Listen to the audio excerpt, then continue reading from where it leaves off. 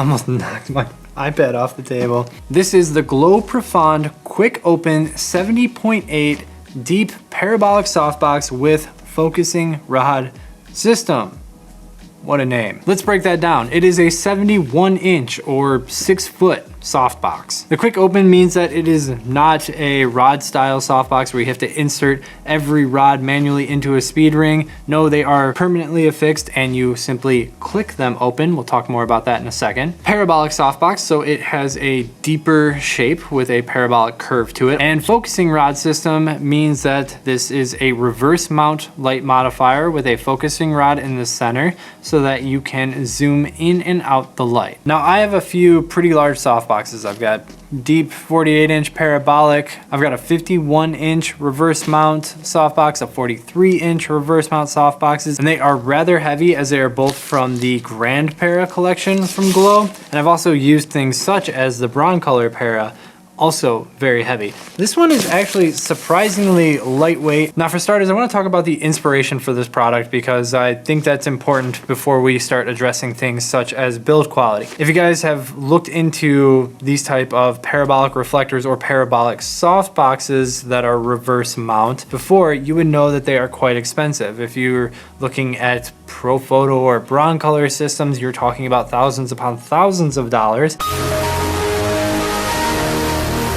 If you're looking at the Glow Grand Para system from Autorama, you're looking at over $1,000 by the time you add in the focusing rod system. And this is only $420, which is cheap for a 6 foot softbox to begin with, but for a focusing rod, reverse mount, 6 foot softbox, that is extremely cheap. And I think that's where this product comes from. The Grand Para series is still too expensive for a lot of photographers, so there's still this ridiculous barrier of entry, and I think this is the ultimate budget option. So with that, this is not as heavy duty as its Grand Para counterpart, and that makes it a little bit more lightweight, which is nice, but also that is noticeable more in these rod styles, which are very lightweight. We've also got plastic clips here that secure it down. We've got plastic up here in terms of the latch that allows you to release these once you open it. So these rods definitely feel a lot more lighter duty than the Grand Para equivalent. And then all the supporting materials up here, we've got a mix of plastic and metal, but I think it's metal where it's really important, such as this bracket and the piece that holds the focusing rod, which is where your flash will be attached. I've actually used this quite a few times, both in studio and on location. And so far I've had no issues in terms of build quality. It's handled all the abuse that I've thrown at it, which includes using it in windy conditions and having it bump up against trees and stuff. It still looks relatively new for handling all that. To open this up, it feels almost like you're gonna break one of these rods. Especially the early ones, like you really have to yank on them. They have a ton of flex to them. Don't be afraid. Pull on it until it locks into place, until you hear a click.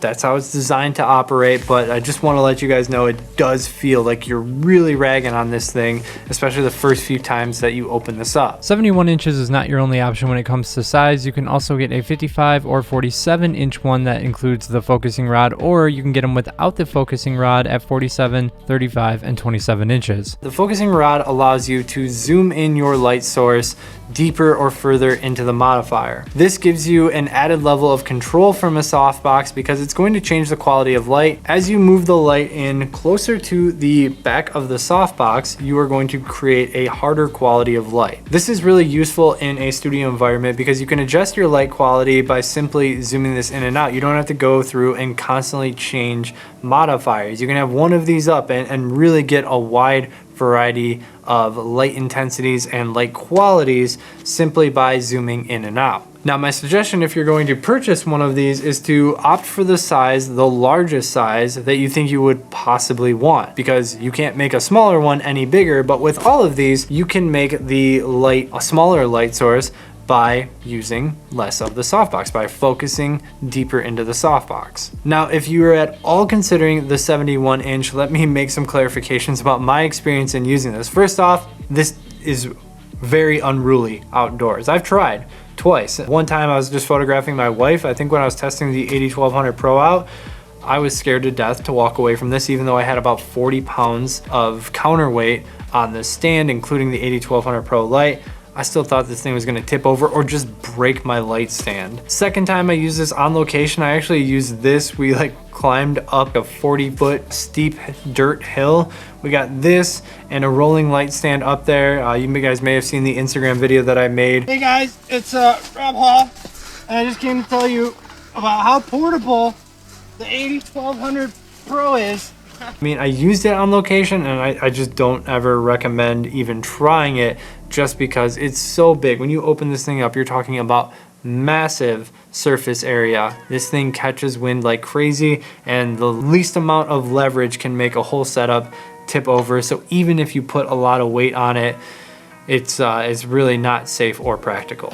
Now in a studio, again, it's great because you have that variety of lighting decisions that you can make with this, but 71 inches might actually be a little bit too big for a lot of indoor spaces, especially if you're in a studio like mine, which has a roughly 10-foot ceiling. Because this thing is 6 feet in size, that means when I have this thing touching my ceiling, the center of the light is at roughly 6 feet, which is a lot lower than I typically like to have my light. I normally like my light 7, 8, sometimes even higher feet, depending on how far away the light source is, because I want to create downward shadows on my subject. I mean, right now, the center of the light in this video is 3 feet higher than my head, and that's exactly what I like to bring into my portraiture. So that can be challenging to have this be high enough for a standing subject in a indoor space without really high ceilings. So just be considerate of that before you run and jump to the 71-inch softbox.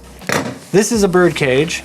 So this is where the Bowens mount attaches, and then this attaches to the center rod on the inside. You do get a Bowens mount Birdcage with this, and this is rather standardized, so you can easily pick up, say, a Broncolor or an Ellen Chrome or a Profoto Birdcage as well. We have all of those here in the studio just in case we're working with a different light. So yes, this is a Bowens mount product, obviously designed to work well with the flashpoint lighting or Godox lighting, but this could apply to any type of flash product. The Grand Paris series of softboxes, you can remove this whole assembly in the back and just forego the focusing rod system and just have a standard Bowens mount attachment right here on the back. You cannot do that on this one. This one is focusing rod only, so if you want that convertible aspect to be able to use it with or without the focusing rod system, then this isn't the one to buy. This one you can only use if you have the light inside of the softbox.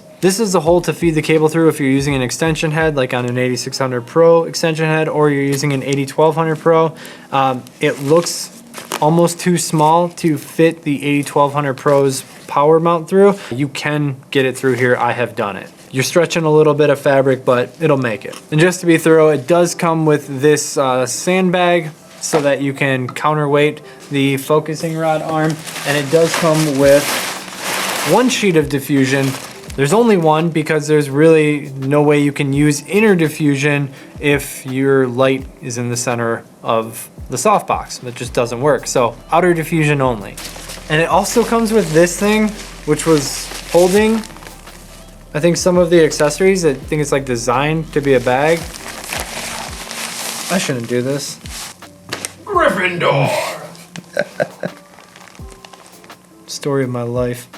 All right, guys, I think this is a fantastic product. You get awesome light quality. You can get huge soft light quality, light a head-to-toe portrait with beautiful soft light. And even when it's used quite far away, it also gives you a lot of light control because of that focusing rod. And it does all this by really bringing down the price barrier to getting into a system like this, which I think is always a huge plus because it just makes more people able to experience it. If you enjoyed this video, leave a like, comment below with any questions, subscribe if you'd like to see more of my videos, and until next time, keep on shooting.